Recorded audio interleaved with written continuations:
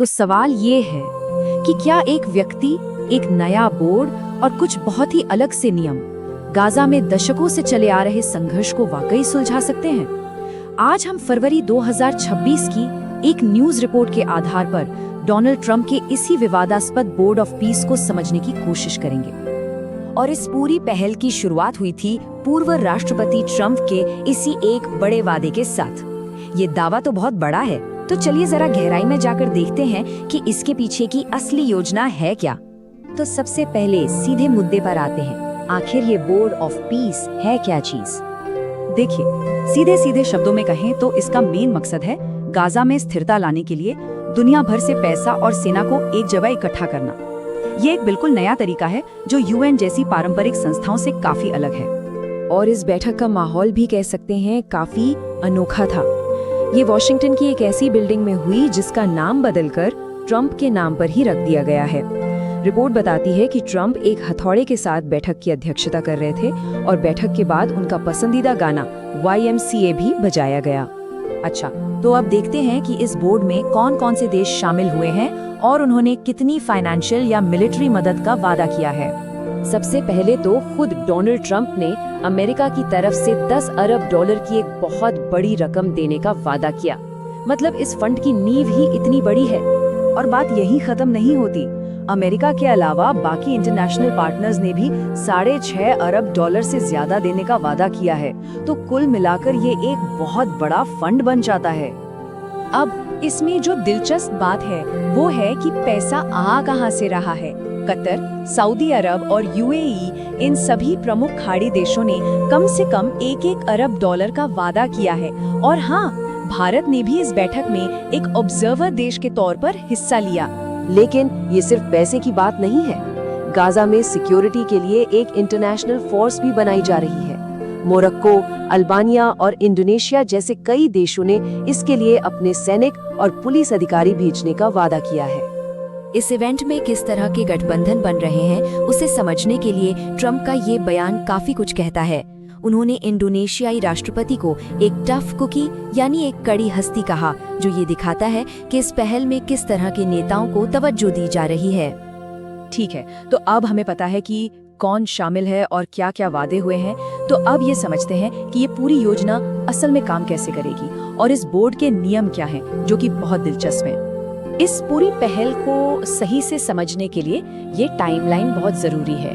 देखिए, लगभग 2 साल के भयानक युद्ध के बाद अक्टूबर 2025 में एक सीज फायर हुआ और उसके कुछ ही महीनों बाद इस बोर्ड का गठन कर दिया गया।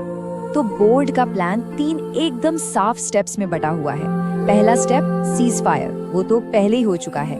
अगला कदम है हमास से हथियार लेना और आखिर में एक इंटरनेशनल फोर्स के जरिए उस इलाके में स्थिरता लाना। और यहीं पर चीजें बहुत ही दिलचस्प हो जाती हैं। इस बोर्ड का स्ट्रक्चर बहुत ही अलग है। ट्रंप के पास किसी भी फैसले को रोकने के लिए वीटो पावर है। और तो और वो राष्ट्रपति पद छोड़ने के बाद भी इसके हेड बने रह सकते हैं। परमानेंट मेंबर बनना है तो 1 अरब डॉलर देने होंगे। और ये बोर्ड यूएन जैसी संस्थाओं के साथ कैसे काम करेगा, इस पर अभी तक कोई क्लैरिटी नहीं है। अब जाहिर सी बात है, इतनी बड़ी और इतनी अलग तरह की पहल होगी तो उसकी आलोचना भी होगी। तो चलिए इस सेक्शन में देखते हैं कि इस बोर्ड को लेकर क्या क्या बड़े सवाल और क्रिटिसिज्म उठ रहे हैं। इस पहल की सबसे तीखी आलोचनाओं में से एक आती है ब्रुकिंग्स इंस्टीट्यूशन की तरफ से। उनका साफ कहना है कि ये कोई सोची समझी योजना नहीं लगती, बल्कि ये सिर्फ महत्वाकांक्षा और खुद की तारीफ का एक कंफ्यूज्ड मिक्सचर है। लेकिन सिक्के का दूसरा पहलू भी है। अल्बानिया के प्रधानमंत्री जैसे जो समर्थक हैं, वो इस बोर्ड को डिप्लोमेसी में जो एक ठहराव आ गया है उससे तोड़ने की एक जरूरी कोशिश के तौर पर देखते हैं। उनका मानना है कि अगर ये मौजूदा सुस्त सिस्टम को हिलाकर जगा सकता है तो फिर इसमें कोई बुराई नहीं है।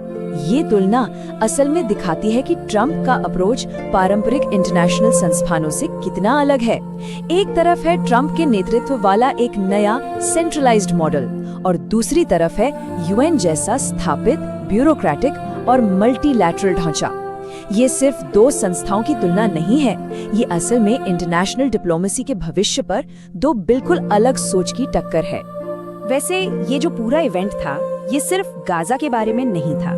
इसे एक स्टेज की तरह भी इस्तेमाल किया गया, जहां से दूसरे जियोपॉलिटिकल और घरेलू राजनीतिक मुद्दों पर भी बात की गई। मिसाल के तौर पर इसी बैठक के दौरान ट्रंप ने ईरान को उसके न्यूक्लियर प्रोग्राम पर एक बड़ी चेतावनी दे डाली। ये दिखाता है कि इस बोर्ड को दूसरे फॉरेन पॉलिसी मकसदों के लिए भी एक प्लेटफॉर्म के तौर पर देखा जा रहा है।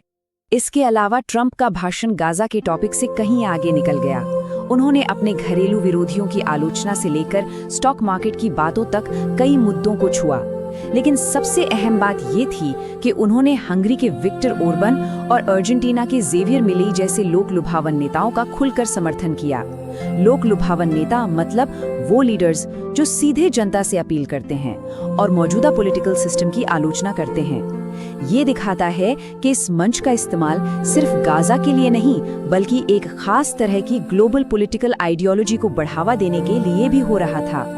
तो आखिर में ये सब हमें एक बड़े सवाल पर लाके खड़ा कर देता है। क्या ये शांति बोर्ड शांति कायम करने का एक क्रांतिकारी नया तरीका है, या फिर ये असल में एक व्यक्ति के व्यक्तित्व और ग्लोबल पावर के प्रदर्शन के लिए बनाया गया एक मंच है? इसका असली मकसद क्या है, ये तो शायद वक्त ही बताएगा।